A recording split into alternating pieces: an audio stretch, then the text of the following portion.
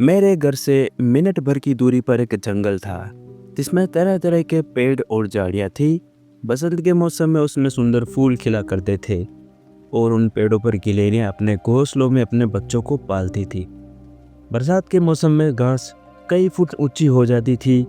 यह अनछुआ one forest park के नाम से जाना जाता था और यह जंगल लगभग अपने उसी रूप में था जैसे कोलंबस की अमेरिका यात्रा के समय था।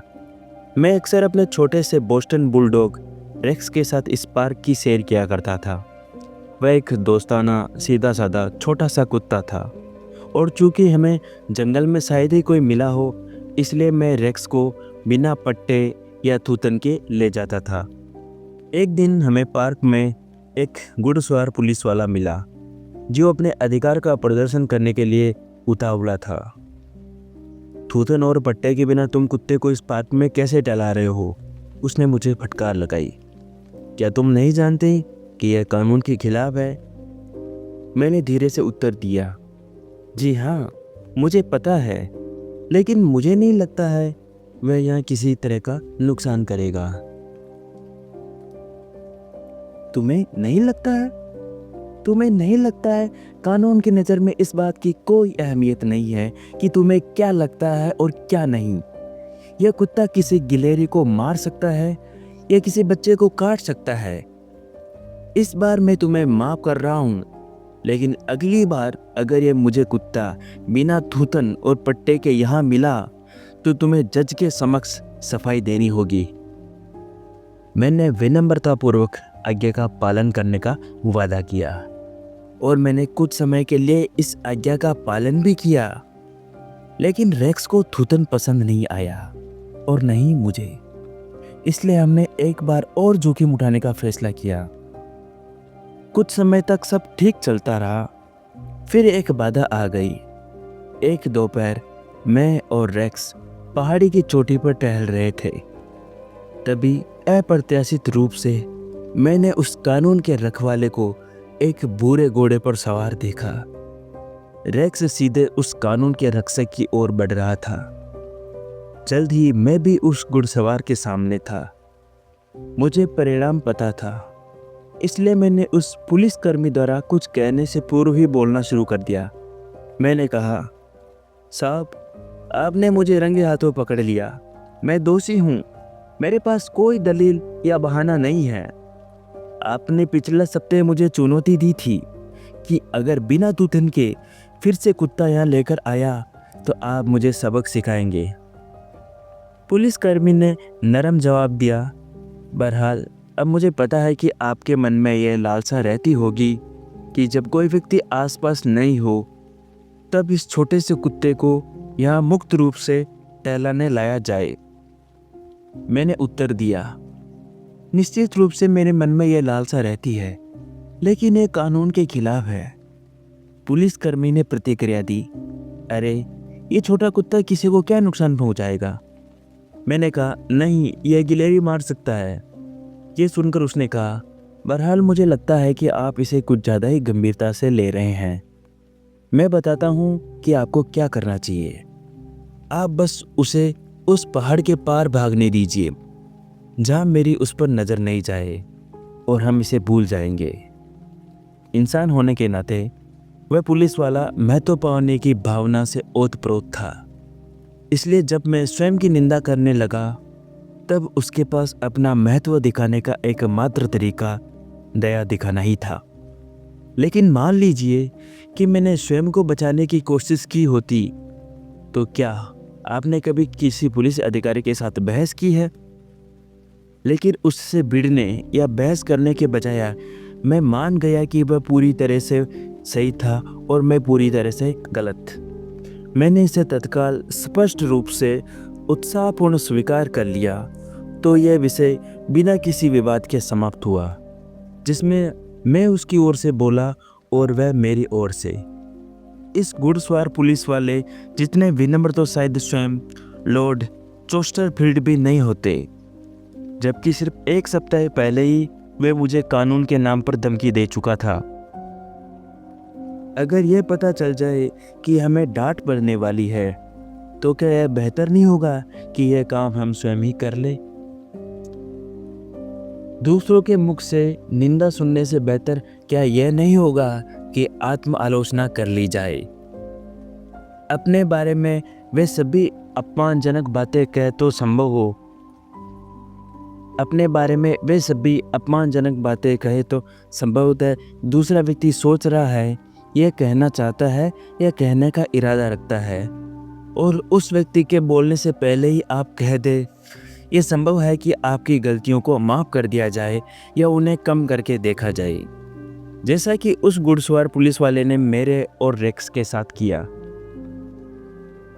वाणिज्यिक कलाकार फर्डिनेंड ई बोरेन चिड़चिड़े और तुक मिजाज चित्रकार खरीदार का दिल जीतने के लिए इस तकनीक का उपयोग करते थे। श्री वारेन ने कहानी सुनाते हुए कहा, विज्ञापन और प्रकाशन दोनों ही उद्देश्यों के लिए चित्र बनाने में आपका सटीक और अचूक होना महत्वपूर्ण है। कुछ कला संपादकों की यह मांग होती है कि उनके कमीशन का तुरंत भुगतान किया जाए, और इन मामलों में थोड़ी बहुत त्रुटि होने की संभावना होती है। मैं एक ऐसे कला निर्देशक को जानता था जिन्हें छोटे छोटे नुस्खे निकालने में मजा आता था। मैं अक्सर उनके कार्यालय से खिंचता हुआ बाहर आया हूँ, उनकी आलोचना के कारण नहीं, बल्कि उनके हमले के तरीके के कारण। हाल ही में मैंने इस संपादक को एक समयबद्ध काम सौंपा था और उन्होंने मुझे तुरंत अपने कार्यालय में आने के लिए फ़ोन किया। उन्होंने जो कहा वह गलत था। जब मैं उनके पास पहुंचा तो जैसा कि अंदेशा था, मैंने वैसा ही पाया और भयभीत हो गया। उनका रवैया शत्रुतापूर्ण था और वे आलोचनाओं करने का अवसर पाकर खुश थे। उन्होंने गुस्से में प्रश्नों की जड़ी लगा दी थी। मैं जिस आत्म आलोचना के बारे में पढ़ाई कर रहा था, अब उसे लागू करने का मौका आ गया था। तो मैंने कहा, मिस्टर फलाने ढमकाने सा, अगर आपकी बात सच है तो यह सरासर मेरी गलती है और मेरे पास इसके लिए कोई बहाना नहीं है। मैं काफ़ी लंबे समय से आपके लिए चित्र बना रहा हूँ, इसलिए मुझे खुद इस पर शर्म आ रही है। ये सुनकर तत्काल मेरे पक्ष में बोलने लगे, हाँ तुम सही कह रहे हो, लेकिन इसे कोई बहुत गंभीर गलती नहीं कहा जा सकता है। ये तो बस। मैंने उन्हें टोका। मैंने कहा, कोई भी गलती महंगी पड़ सकती है और मुझे इससे चिढ़ होती है। वे बीच में बोलने लगे, लेकिन मैंने उन्हें बोलने नहीं दिया। मुझे मज़ा आ रहा था। जीवन में पहली बार मैं अपनी आलोचना कर रहा था और मुझे बहुत मज़ा आ रहा था। मुझे और अधिक सावधानी बरतनी चाहिए। मैंने बोलना जारी रखा, आप मुझे बहुत काम देते हैं और आप बेहतर कार्य पाने के हकदार हैं, इसलिए मैं इस ड्राइंग को फिर से बनाने वाला हूँ। नहीं नहीं, उन्होंने मना किया। मैं तुम्हें परेशानी में नहीं डालना चाहता। उन्होंने मेरे काम की प्रशंसा की और मुझे आश्वासन दिया कि उन्हें महज एक मामूली सा बदलाव चाहिए, और यह भी कहा कि मेरी जरा सी गलती से उनके फर्म को कोई विशेष आर्थिक हानि नहीं हुई है, इसलिए चिंता करने की कोई बात नहीं है। मैंने स्वयं की आलोचना करके उनकी लड़ाई कमज़ोर कर दी थी। फिर वे मुझे दोपहर भोज पर ले गए और अलविदा करने से पूर्व उन्होंने मुझे चेक और कमीशन दिया। अपनी गलतियों को स्वीकार करने के साथ से मुझे कुछ हद तक संतोष प्राप्त होता है। जब हम खुद की गलतियों को स्वीकार करते हैं तो हम आत्मरक्षा और अपराध बोध की भावनाओं से मुक्त हो जाते हैं और इससे उत्पन्न समस्याओं को हल करने में मदद मिलती है।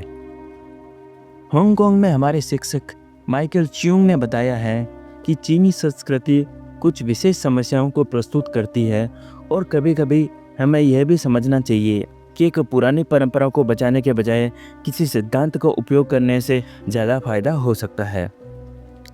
उनके नज़दीकी एक अधेड़ आयु का सदस्य था जिसने कई वर्ष पूर्व अपने पुत्र से नाता तोड़ लिया था। उनके पिता किसी ज़माने में अफीम के आदी हुआ करते थे, लेकिन अब ठीक हो गए थे। चीनी परंपरा में वृद्ध व्यक्ति पहल नहीं कर सकता। पिता ने महसूस किया कि सुलह की दिशा में पहल करना उनके बेटे पर निर्भर था। शुरुआती सत्र में उन्होंने कक्षा को अपने अंधे के पोतों और उनसे मिलने की तीव्र इच्छा के बारे में बताया। उनके सभी चीनी सहपाठियों ने उनकी इच्छा और दीर्घकालीन परंपरा के बीच के उनके संघर्ष को समझा। पिता ने महसूस किया कि युवाओं को बुजुर्गों का सम्मान करना चाहिए। यह है कि अपनी इच्छा को त्यागने के बजाय अपने बेटे के आगमन की प्रतीक्षा में वे सही थे। पाठ्यक्रम के अंत में पिता ने फिर से अपनी कक्षा को संबोधित किया। उन्होंने कहा, मैंने इस समस्या पर विचार किया है। डेल कार्नेगी कहते हैं, यदि आप गलत हैं तो इसे जल्दी और स्पष्ट रूप से स्वीकार करें। इसे जल्दी स्वीकार करने के लिए मुझे बहुत देर हो चुकी है, लेकिन मैं इसे स्पष्ट रूप से स्वीकार कर सकता हूँ। मैंने अपने बेटे के साथ गलत किया है। मुझे अपनी ज़िंदगी से बेदखल करने और मुझसे न मिलने में वह पूरी तरह सही था। हो सकता है कि अपने से छोटी उम्र के व्यक्ति से क्षमा मांगने में मुझे शर्मिंदगी हो, लेकिन गलती मेरी थी तो उसे स्वीकार करना भी मेरी जिम्मेदारी है। कक्षा ने तालियां बजाकर उन्हें अपना संपूर्ण समर्थन दिया। अगली कक्षा में उन्होंने बताया कि वह कैसे अपने बेटे के घर गए, उससे क्षमा मांगी। अब उन्होंने अपने बेटे, बहू और पोते पोतियों के साथ एक नए रिश्ते की शुरुआत की है। आप उस व्यक्ति से क्या कह सकते हैं जिसने आपके साथ ऐसा व्यवहार किया हो? यदि हम सही हो तो हमें लोगों को धीरे धीरे और चतुराई से अपने विचारों की ओर मोड़ने की कोशिश करनी चाहिए। और यदि हम गलत हो, और आश्चर्यजनक रूप से ऐसा अक्सर होगा, और यदि हम खुद के प्रति ईमानदार हैं तो हमें अपनी गलतियों को तुरंत और स्पष्ट रूप से स्वीकार करना चाहिए। न केवल एक युक्ति आश्चर्यचकित परिणाम देगी, बल्कि मानिए या न मानिए, ऐसी परिस्थितियों में स्वयं का बचाव करने की कोशिश की तुलना में यह युक्ति ज़्यादा मज़ेदार है। पुरानी कहावत याद रखें, किसी से झगड़ा करने पर हमें जितना मिलता है वह कभी पूर्ण नहीं होता है। इसके बजाय उनके समक्ष समर्पण कर देने से आप उम्मीद से अधिक प्राप्त कर सकते हैं।